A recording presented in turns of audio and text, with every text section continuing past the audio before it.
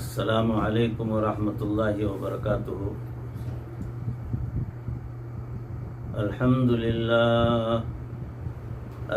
للہ وکفا وسلام علی عباده الذین اصطفى والتقى والعفاف والغنى اما بعد فقد قال اللہ تبارک وتعالی فی القرآن المجید والفرقان الحمید فأعوذ باللہ من الشیطان الرجیم بسم اللہ الرحمن الرحیم یا ایہا الذین آمنوا اذکروا اللہ ذکرا کثیرا وسبحوہ بکرتا وأصیلا صدق اللہ مولانا العظیم۔ اللهم صل على سيدنا ومولانا محمد وبارك وسلم كما تحب وترضى عدد ما تحب وترضى۔ محترم مکرم حاضرین ناظرین سامعین، عزیزوں بھائیوں بزرگوں اور دوستوں، معزز خواتین ہماری ماں بہنوں، تصوف کے عنوان سے جو بیانات کا سلسلہ چل رہا ہے اس میں موضوع چل رہا ہے فضائل ذکر۔ تو ذکر کے فضائل کیا ہیں، وہ ہم پر کیسے مرتب ہوتے ہیں، اس کا تذکرہ جو ہے آگے آپ سماعت فرمائیں گے۔ امام ربانی مجدد الفسانی رحمۃ اللہ علیہ فرماتے ہیں، جس بندے کو ذکر میں فنا حاصل ہو جائے اس کی یہ حالت ہوتی ہے کہ اگر اس کو 1000 سال کی عمر بھی دے دی جائے اور یہ کہا جائے کہ اس 1000 سال میں تم اللہ کو بھول کر دکھاؤ تو وہ اللہ کو بھول نہیں سکتا۔ سبحان اللہ۔ اللہ ہم سب کو بھی اس قسم کا دل عطا فرما دے، اللہ کو بھولنا جو ہے ہمارے لیے مشکل ہو جائے، ہر وقت اللہ کی یاد ہمارے دلوں میں رہے، یہ بہت زیادہ ضروری ہے۔ کاش ہم بھی ذکر کو اس نقطے تک پہنچا دیتے جہاں انسان اللہ کو بھول ہی نہیں سکتا۔ انسان کے پاس اپنے ایمان کی حفاظت کے لیے جو سب سے بہترین ہتھیار ہے وہ اللہ کا ذکر ہے۔ شیطان سے بچنے کے لیے اس سے بڑا ہتھیار کوئی اور نہیں ہو سکتا۔ آپ نے دیکھا ہوگا کہ جب کسی فوج کا آدمی کسی دشمن پر غالب آ جاتا ہے تو وہ کہتا ہے ہینڈز اپ۔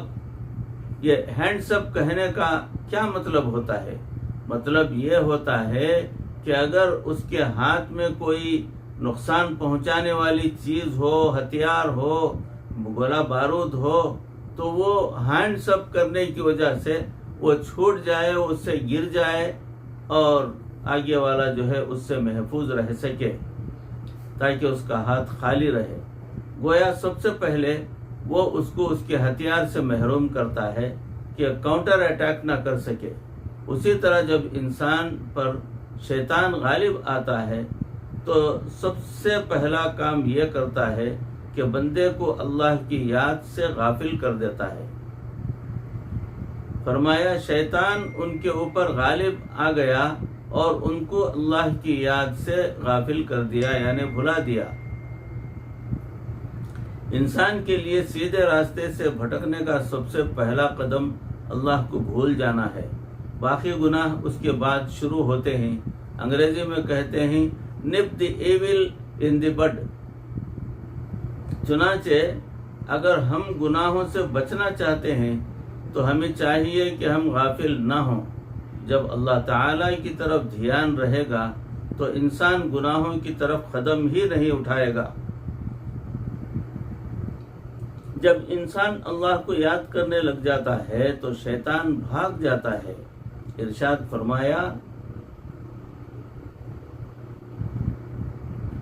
ان الذين اتقوا اذا مسهم طائف من الشیطان تذکروا فاذا هم مبصرون۔ متقی لوگوں پر جب شیطان کی ایک جماعت حملہ آور ہوتی ہے تو وہ اللہ کو یاد کرتے ہیں اور اللہ تعالیٰ ان کو بصیرت عطا فرما دیتے ہیں۔ یوں انسان شیطان کے ہتھ کنڈوں سے بچ جاتا ہے۔ تو وساوس نفسانی اور وساوس شیطانی، ان دونوں سے جان چھڑانے کا بہترین ذریعہ یہ ہے کہ انسان اللہ کا ذکر کثرت کے ساتھ کرے۔ نبی صلی اللہ علیہ وسلم نے ارشاد فرمایا، جو قوم اللہ کی یاد کے لیے بیٹھتی ہے اس کو ملائکہ گھیر لیتے ہیں، اللہ کی رحمت اس کو ڈھانپ لیتی ہے اور اللہ اس کے دل کے اندر سکینہ اور اطمینان ڈال دیتے ہیں۔ اللہ تعالیٰ نے بھی ارشاد فرمایا، الا بذکر اللہ تطمئن القلوب، جان لو اللہ کی یاد کے ساتھ دلوں کا اطمینان وابستہ ہے۔ آج کیوں ڈپریشن زیادہ ہے، فرسٹریشن اور اینگزائٹی کیوں ہے؟ ان کی بنیادی وجہ یہ ہے کہ دل اللہ کی یاد سے خالی ہیں۔ جس کو اللہ کی یاد نصیب ہو گئی اس کا ڈپریشن کے ساتھ کیا واسطہ ہو سکتا ہے؟ جس کا خدا سے واسطہ جڑ جائے اس کا پھر ڈپریشن سے کیا واسطہ ہے؟ بالکل نہیں۔ نہ دنیا سے، نہ دولت سے، نہ گھر آباد کرنے سے، نہ دنیا سے، نہ دولت سے، نہ گھر آباد کرنے سے تسلی دل کو ہوتی ہے خدا کو یاد کرنے سے۔ اللہ تعالیٰ کی یاد اطمینان کا سبب بن جاتی ہے۔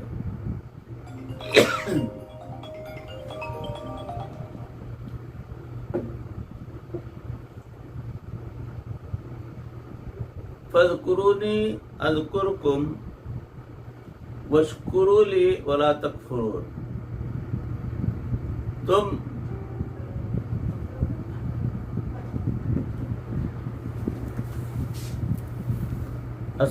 اصلی ذکر یہ ہے کہ دل میں مذکور کی یاد رہے، دھیان رہے اور بیداری رہے، یعنی جس کا ذکر کر رہے ہیں دل میں اس کی یاد بھی رہے اور بیداری بھی رہے۔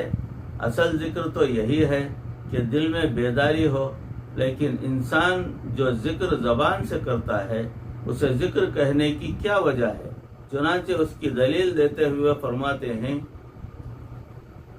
اور زبان کے ذکر کو جو ذکر کہتے ہیں اس کی وجہ یہ ہے کہ زبان کا ذکر بھی دل کے ذکر پر دلالت کر رہا ہوتا ہے۔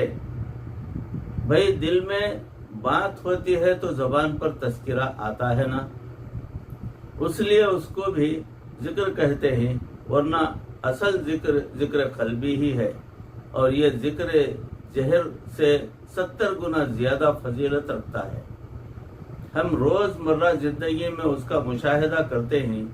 ایک بیٹا اگر بیرون ملک سفر پر گیا ہوا ہے اور کئی مہینوں کے بعد اپنی والدہ کو فون کرتا ہے تو اسے والدہ کہتی ہے کہ بیٹا میرا دل تجھے بہت یاد کرتا ہے۔ آج تک ماں نے یہ نہ کہا بیٹا میری زبان تجھے بہت یاد کرتی ہے، اس لیے کہ ماں سمجھتی ہے کہ زبان سے تو فقط اظہار ہوتا ہے، اصل تو یاد دل میں ہوتی ہے۔ جس طرح بیٹے کی یاد ماں کے دل میں ہوتی ہے، اسی طرح بندے کے دل میں پروردگار کی یاد ہوتی ہے۔ ذکر انسان کے دل سے گناہوں کے اثرات کو دھو دیتا ہے۔ حدیث مبارکہ میں ہے، ہر چیز کے لیے ایک پالش ہوتی ہے اور دلوں کو چمکانے کی پالش اللہ کی یاد ہے۔ لِكُلِّ شَيْءٍ ثِقَالَةٌ وَثِقَالَةُ الْقُلُوبِ ذِكْرُ اللَّهِ، ہر چیز کو چمکانے کے لیے ایک پالش ہوتی ہے۔ یہ فرنیچر کو چمکانے کی پالش ہے، ایک گلاس کو چمکانے کی پالش ہوتی ہے، ایک لوہے کو چمکانے کی پالش ہوتی ہے۔ اگر کوئی یہ پوچھے کہ دلوں کو چمکانے کے لیے پالش کون سی ہے تو فرمایا اللہ کی یاد دلوں کے لیے پالش ہے۔ وہ آگے فرماتے ہیں، الغفلۃ یوم القلب والنائم لا یذکر، غفلت دل کے لیے نیند کی مانند ہے اور سویا ہوا ذکر نہیں کر رہا ہوتا۔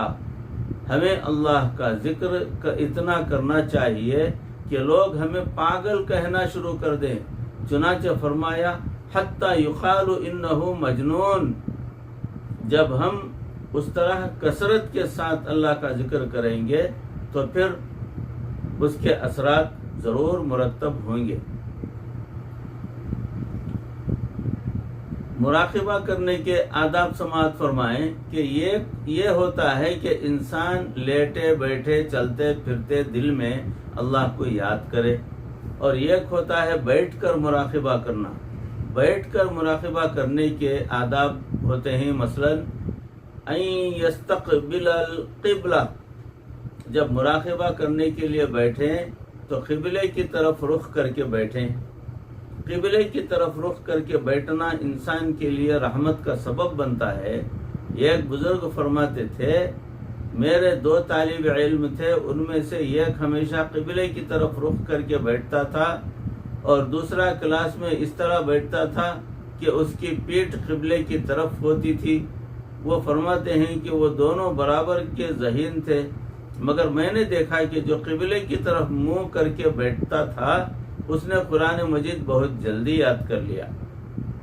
ان یکون المکان الذی یذکر اللہ فیہ نظیفا خالیا.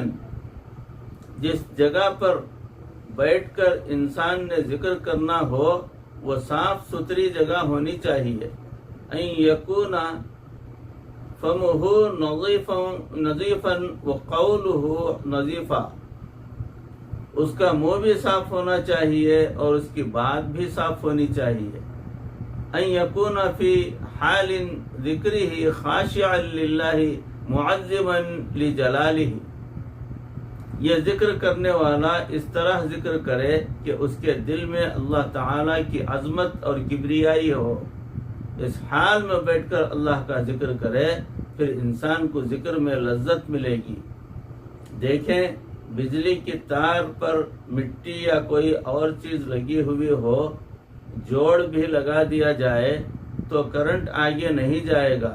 الیکٹریشین کہے گا کہ اصل میں اوپر مٹی لگی ہوئی ہے، اس لیے تار کا جوڑ ٹھیک نہیں لگ رہا ہے. چنانچہ وہ اس کو کھول کر اسٹارٹر کے کاربن کو صاف کر دیتا ہے. جب کاربن اچھی طرح صاف ہو جاتا ہے تو وہی موٹر چلنے لگ جاتی ہے. اگر الیکٹریشین سے پوچھا جائے کہ بتائیں اب کیسے چلی تو وہ کہتا ہے کہ اب کاربن صاف کر دیا گیا ہے. اسی طرح انسان کے دل پر گناہوں کا کاربن یعنی کالا اپن آ جاتا ہے. جب وہ ذکر کے ذریعے اس کاربن کو دور کرتا ہے تو اس کا جوڑ ایسا جڑ جاتا ہے کہ روحانیت کا نور اس میں سے آگے پاس ہونا شروع ہو جاتا ہے. حضرت خواجہ حسن بصری رحمۃ اللہ علیہ فرماتے ہیں تفقد الحلاوت فی 3 اشیاء. تم 3 چیزوں میں لذت ڈھونڈو. یاد رکھیں لذت اس وقت ملتی ہے کہ جب لذت پانے والے اعضاء ٹھیک ہوں. فرض کریں ایک آدمی نزلہ زکام کا مریض ہے، اس کے سامنے عنبر، کستوری یا دنیا کی قیمتی ترین خوشبو رکھو تو اس کو پتہ ہی نہیں چلے گا. اگر اسے کہیں کہ یہ اتنی اچھی خوشبو ہے تو وہ کہے گا مجھے پتہ ہی نہیں چل رہا ہے، میری ناک سے وہ خوشبو نہیں آ رہی ہے. اس کو کیوں نہیں پتہ چلتا؟ اس لیے کہ اس کو نزلہ زکام کی بیماری ہو گئی ہے. اسی طرح جس انسان کو گناہوں کی بیماری ہوتی ہے اس کو اللہ کے ذکر کی لذت نصیب ہی نہیں ہو سکتی. لہذا حاصل کرنے کے لیے لذت حاصل کرنے کے لیے گناہوں کو چھوڑنا ضروری ہے. حضرت خواجہ حسن بصری رحمۃ اللہ علیہ فرمایا کرتے تھے کہ تم 3 چیزوں میں لذت ڈھونڈو، فی الصلاۃ وقراءۃ القرآن وفی الذکر. نماز میں، قرآن مجید کی تلاوت میں اور اللہ کی یاد میں لذت ڈھونڈو. جو لوگ صحیح آداب کے ساتھ اللہ تعالیٰ کو یاد کرتے ہیں ان کو یہ نعمت نصیب ہوتی ہے. یہاں ایک سوال پیدا ہوتا ہے کہ جن کو یہ حلاوت والی نعمت نہیں ملتی کیا وہ ذکر نہ کریں؟ نہیں، کرتے رہیں، شروع میں یہیں سے کرنا ہوگا۔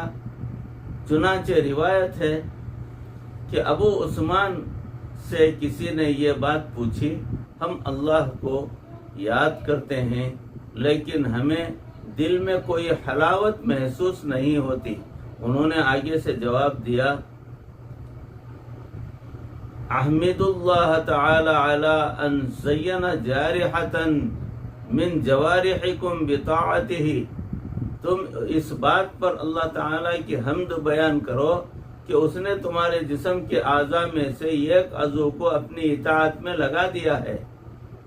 یہی سوچ لیا کرے کہ جتنی دیر بیٹھ کر میں ذکر کرتا ہوں اتنی دیر گناہوں سے تو بچتا ہوں، میں نیکی ہی کا تو کام کر رہا ہوتا ہوں۔ اگر حلاوت نہیں ملتی تو کیا ہوا، وقت کے ساتھ ساتھ یہ نعمت بھی مل جائے گی۔ حافظ ابن حجر رحمۃ اللہ علیہ نے بعض عارفین کا یہ قول نقل کیا، الذکر علی سبعۃ انجا، ذکر 7 طرح پر ہوتا ہے۔ فذکر العینین بالبقاء، آنکھوں کا ذکر رونے کے ذریعے ہوتا ہے، جب آنکھ اللہ کی یاد میں روتی ہے اور گناہوں کی وجہ سے شرمندہ ہو کر روتی ہے تو آنکھ کا یہ رونا آنکھ کا ذکر ہی ہے۔ اللہ اکبر، یہ بھی عجیب نعمت ہے۔ واقعی جب محبت ہوتی ہے تو انسان اس حد تک مس کرتا ہے کہ اس کا دل رونے کو چاہتا ہے۔ کسی نے عجیب مضمون باندھا ہے، آیا ہی تھا خیال کہ آنکھیں برس پڑی، آیا ہی تھا خیال کہ آنکھیں برس پڑی، آنسو تمہاری یاد کے کتنا قریب تھے۔ محبوب کی یاد آئی اور بس آنکھوں سے آنسو آ گئے۔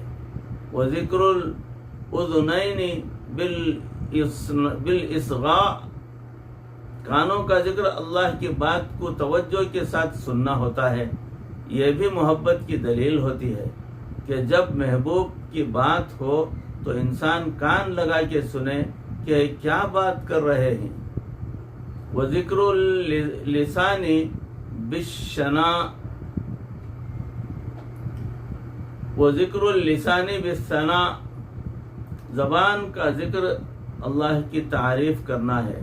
آپ غور کریں کہ آج ماں اپنے بیٹے کی تعریفیں کرتے نہیں تھکتی، بیوی خاوند کی تعریف کرتے نہیں تھکتی، دوست اپنے دوست کی تعریفیں کرتے نہیں تھکتے۔ اسی طرح جس مومن کو اپنے اللہ سے سچی محبت ہوتی ہے وہ اللہ کی تعریفیں کرتا ہوا نہیں تھکتا۔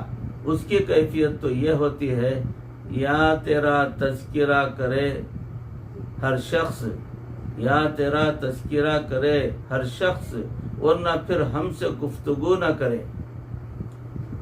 عزیزوں، بھائیوں، بزرگوں، دوستوں، موضوع چل رہا ہے۔ انشاءاللہ اسی موضوع کی اگلی کڑی انشاءاللہ اگلی نشست میں آپ کی روبرو پیش کرنے کی کوشش کروں گا۔ پروردگار ان کہیں سنی باتوں پر اس عاجز کو بھی، آپ تمام کو بھی عمل کرنے کی توفیق عطا فرمائے۔ اللہ کا ذکر ہم کو کرنے کی پروردگار خواہش عطا فرمائے، شوق عطا فرمائے، وقت عطا فرمائے، جذبہ عطا فرمائے، اور اللہ ہمارے ذکر کو قبول فرما کر ہمیں نجات کا راستہ بتا دے۔ پروردگار مرتے دم تک کسی کا محتاج نہ بنا، ایمان پر اور کلمے والی موت پر ہمارا خاتمہ فرما۔ ربنا تقبل منا انک انت السمیع العلیم وتب علینا انک انت التواب الرحیم۔ صلی وسلم علی حبیبک سیدنا و مولانا محمد و آلہ و اصحابہ اجمعین برحمتک یا ارحم الراحمین والحمد للہ رب العالمین۔